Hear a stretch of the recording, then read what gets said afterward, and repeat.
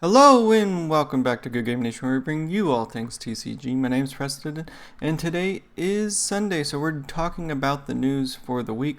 It's going to be another really quick one this week because we're in between sets in Japan and we're running up towards the release here in North America, so not much going on in the Twitter space right now, but we're getting leaks here and there of the Uta starter deck, as well as an official drop of the Zoro Sanji stuff. So let's jump straight into the cards that we have so far leaked, as well as officially released.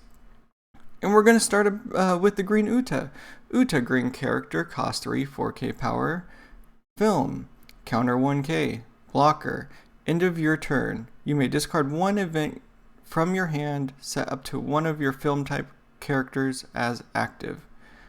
It's a pretty interesting effect. At the end of your turn, you're able to discard, and we've seen that this deck is going to be revolving around her songs as events, so you most likely will have a very event heavy hand so that you are able to set a card up. And including that it has blocker at a decent power level, this is a pretty decent card. We're looking at green, so we have to consider we already have some green film stuff that's going to play nice with this card, and you'll have to look and see what your targets are for this. Do you have a really good target already, or are you waiting for something out of this starter deck? I think film has some decent targets already, so that's really exciting to see. Moving on to the leader that was shown in a Shonen Jump or a Shonen magazine. Uta, green leader, 5 life, 5k power, film. Dawn times 1 when attacking once per turn. Reveal the top card of your deck. If it is film type, add it to your hand, then return the remaining card to the bottom of your deck. So it's reveal 1. If it's not film, put it to the bottom. Being able to pull cards off the top of your deck is super powerful. We've seen that with Rebecca, being able to pull stuff off the top of your deck. It's going to be most likely a fully filmed deck because you're going to be able to use cards from the starter deck as well, again, as the set 2 green film stuff. So you're going to most likely always hit this effect. All you have to do is attack with your leader, which should be pretty easy because it's a pretty standard thing that you're going to be doing to gain advantage in the game. So getting a card off the top of your deck every turn is pretty good. And if the green gets any ability to reshuffle the top of their deck, or peep is what we like to call it, that would be a great advantage to this deck to be able to find that card without much effort. Moving on to something I did not expect to see this early on. Did not expect to see the Sanji Zoro leader coming in this early when we just got an official announcement that it was actually happening, and we got the official art as well. I think it's an incredible art. I'm super happy to see these two as a single leader. Very cool. This card is Roronoa Zoro and Sanji, green blue leader, 4 life, 5k power, straw hat crew. Dawn times 1 when attacking once per turn. You may return one of your 2 or higher characters to its owner's hand, set up to one of your power 7,000 or less characters as active. So the translation is a little interesting here, where it says return one of your 2 or higher to its owner's hand. I'm not sure if that's just a thing just in case you're able to take your opponent's characters at some point and then return it to their hand, or if you're actually going to be able to return your opponent's characters to their hand. I'm not sure yet. If it's just on your side, that's not a big deal. Returning 2 or higher cards from your side of the field gives you your on-play effects from blue again, as well as maybe picking up a rested card. And then being able to restand a 7k or less. There's a few really good ones in blue. There is a lot of good ones in green.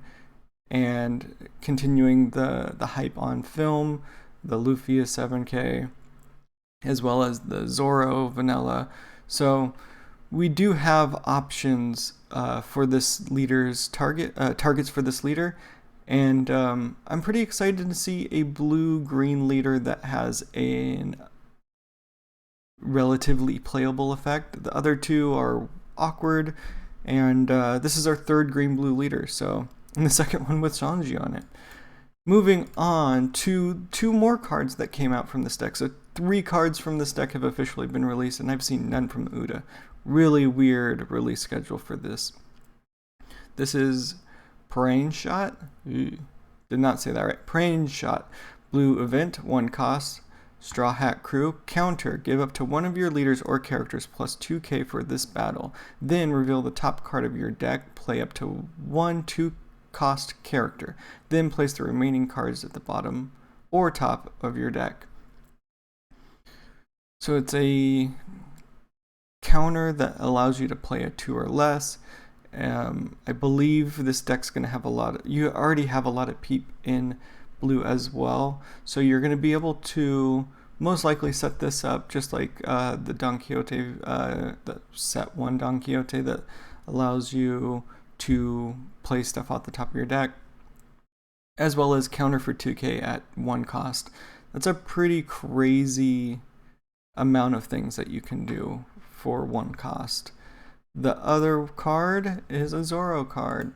Lion Song, green event, 2 cost, Straw Hat Crew, main or counter. Rest up to one of your opponent's leaders or cost 4 or lower characters. Trigger, activate this card's main effect. That's pretty crazy for a 2 cost as well. A 2 cost hitting a 4 or lower or the leader is pretty intense. I think the Don Quixote family is going to love this card that already hit stuff like this, where you're resting your opponent's stuff, not giving them a chance to do things. And we got this really cool Zoro art on it as well. I like both of these cards. I'm excited to see what comes out of this deck. I'm excited for, as always, non-red things to be good.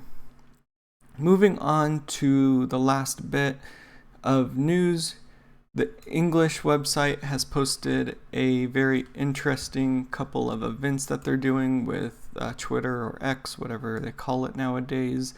And there's just a bunch of stuff here to just scroll through, see what it's about. They got a card generator, which I'll show you in a second, and different ways to participate by following and retweeting. If they have enough of these, we're going to get free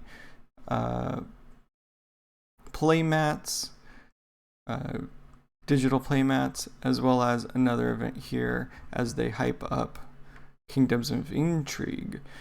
So, looking at the Be My Buddy thing real quick, it's a card generator.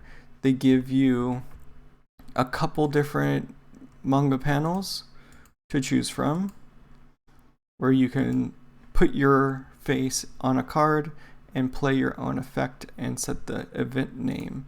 So you have 4 events with different art, and after you click on this, it lets you upload a photo. And so what I did was just upload our logo real quick and make a silly effect. And it really liked that there was transparency there already, so if you're able to upload something with transparency or a clean background, it most likely will make it transparent for you.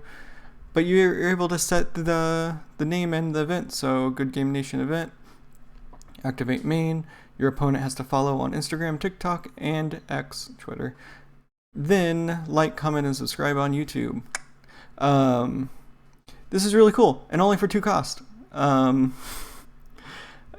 This is part of their ongoing things. You're able to post these on Twitter and try to get into a raffle. I think it's pretty cool that they're doing this, and the generator is pretty nice. It put my logo behind. You're able to rotate and type in your own effects and then download it. So that's pretty cool. I'm excited to see them doing interesting things for promoting the card game, as well as releasing cards in weird orders.